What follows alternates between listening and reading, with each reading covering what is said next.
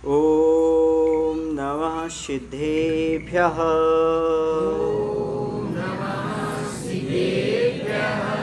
ॐ नमः सिद्धेभ्यः।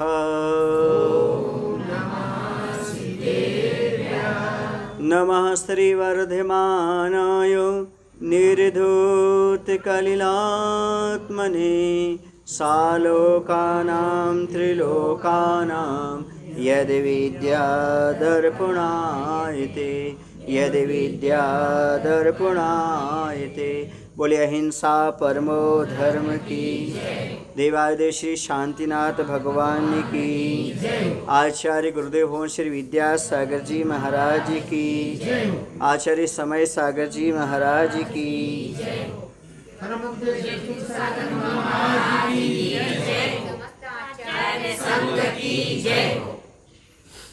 यदि जीवन में व्यक्ति को कुछ उपलब्धि प्राप्त करना हो तो बहुत सारे उपायों से अपनी उपलब्धि प्राप्त करना चाहता है और जीवन को सुंदर आकार देना चाहता है। लेकिन कुछ ऐसे कार्य होते हैं जिनमें कोई विशेष पुरुषार्थ नहीं करना पड़ता, विशेष मेहनत नहीं करना पड़ती, विशेष हार्ड वर्क नहीं करना पड़ता है, फिर भी वह अपने जीवन में बहुत कुछ उपलब्ध कर सकता है। ऐसी चीज़ें आपके पास हैं, आप उनको जानते भी हैं, लेकिन उसके महत्व को नहीं समझ पाने के कारण उन चीज़ों को, उन अच्छी बातों को ग्रहण नहीं कर पाते। वो दो बहुत अच्छी बातें हैं जो हमें जीवन में बहुत कुछ उपलब्ध करा सकती हैं। पहली बात तो ये है, जब कहीं नगर में या आसपास धार्मिक अनुष्ठान हो रहा, चाहे पंचकलणक हो, चाहे वेदी प्रतिष्ठा हो, चाहे विधान हो, चाहे साधु का आगमन हो, चाहे साधु के सानिध्य में चातुर्मास स्थापना या अन्य कार्यक्रम हो रहे हों, उस समय आप लोग यदि बिना बुलाए वहाँ पर पहुँच जाते। सबसे बड़ी विशेषता है धार्मिक कार्यों में बिना बुलाए पहुँच जाना। यदि आप बिना बुलाए धार्मिक कार्यों में पहुँचते हैं तो आपके जीवन की बहुत बड़ी उपलब्धि है। और दूसरी उपलब्धि है अपने जीवन की, यदि किसी के घर में दुख का प्रसंग आया है, किसी के परिवार में दुख आया है, किसी व्यक्ति के पास दुख आया है, उसके यहाँ यदि आप बिना बुलाए जाते हैं, समझो ये भी आपके जीवन की दूसरी बहुत बड़ी उपलब्धि होगी। ये बात तो आपको समझ में आ गई होगी कि धार्मिक कार्य कहीं भी हो, हमें बिना आमंत्रण के, निमंत्रण के पहुंचना चाहिए, क्योंकि धर्म हमारा है और धार्मिक कार्यक्रम हो रहा है तो कार्यक्रम हमारा है। और धर्म के कार्यक्रम में हम जाएंगे तो हम समाज पर एहसान नहीं करेंगे, हम किसी का उपकार नहीं करेंगे, बल्कि हम अपने कल्याण का रास्ता प्रशस्त करेंगे। उसके माध्यम से हमारा ही कल्याण का मार्ग खुलने वाला है, हमारा ही पुण्य का संचय होने वाला है, आगे चल कर के सद्बुद्धि आने वाली है और परभव में सद्गति की प्राप्ति होने वाली है। जो व्यक्ति बिना किसी के अंदेशे से, बिना किसी के समाचार दिए हुए, बिना किसी के आमंत्रण के स्वतः ही धार्मिक अनुष्ठान में पहुंच जाता है, क्योंकि यह धार्मिक कार्य है। और धार्मिक कार्य किसका होता है? जो धर्म का पालन करे से उसका होता है। बोलो, जैन धर्म किसका? जो पाले से उसका, जो माने से उसका। धर्म किसी का नहीं होता, जो धर्म का पालन करता है, जो धर्म को स्वीकार कर लेता है, धर्म उसी का होता है। इसलिए आप प्रतीक्षा मत करिएगा कि सामने वाला ये कार्यक्रम हो रहा है, हमें आमंत्रित करेगा, हमें बुलाएगा, तब हम वहाँ पर जाएंगे। ऐसा कभी भी मन में विचार नहीं करना।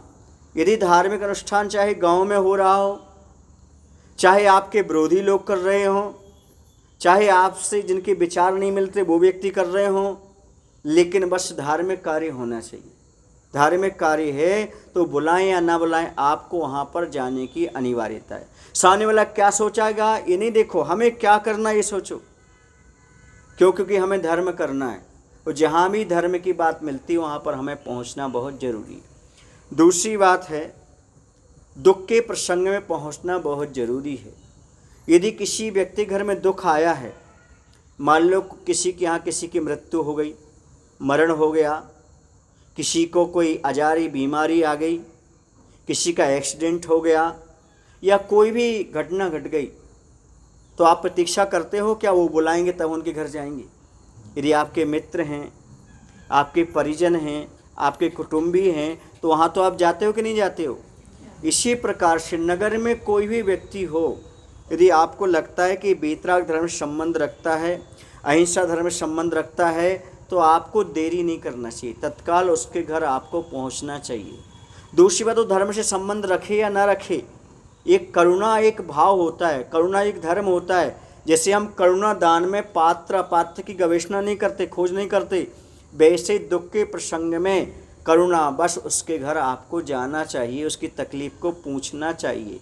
अब आप पूछेंगे महाराज जी, धार्मिक अनुष्ठान में पहुंचना तो हम समझते हैं कि धार्मिक अनुष्ठान में हम पहुंच गए तो हमने धर्म कर लिया, लेकिन किसी दुखी के पास जाना कौन सा धर्म है?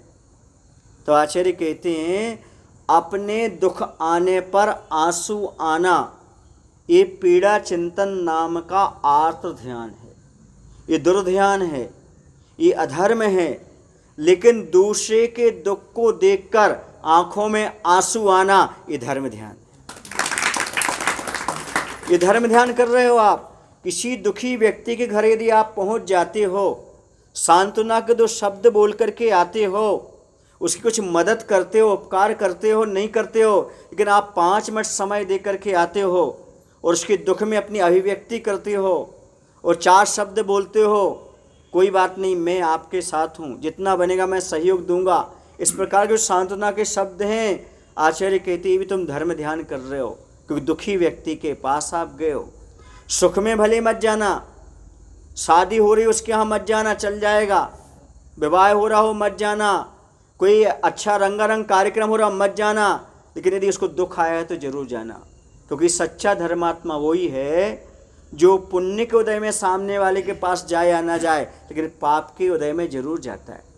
सामने वाले को जब जरूरत हो तब जाता है, भले उसके जीवन में कोई भी आपत्ति आती रहे, लेकिन दूसरे की आपत्ति में जरूर जाता है, वह सच्चा धर्मात्मा कहलाता है। भगवान महावीर का सिद्धांत यही तो था, क्या था? अहिंसा। और अहिंसा क्या कहलाता आपको? सभी जीवों के प्रति मैत्री भाव, किसी को कष्ट तो नहीं पहुंचाना, लेकिन किसी के कष्ट को देख करके आपके अंदर कष्ट उत्पन्न हो रहा है कि नहीं हो रहा है, आप दुखी हो रहे हो कि नहीं हो रहे हो, ये आपके अंदर के महावीर की पहचान है।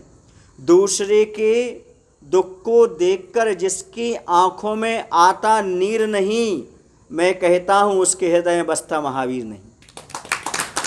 महावीर भगवान उसी के हृदय में निवास करते हैं जो दूसरे के दुख को देख करके अपने आंखों में आंसू लाता है, दुखी होता है, क्योंकि यही तो धर्म है।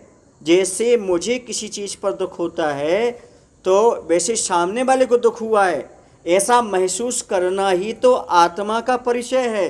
जैसे मेरी आत्मा है वैसे प्रत्येक जीव में आत्मा है।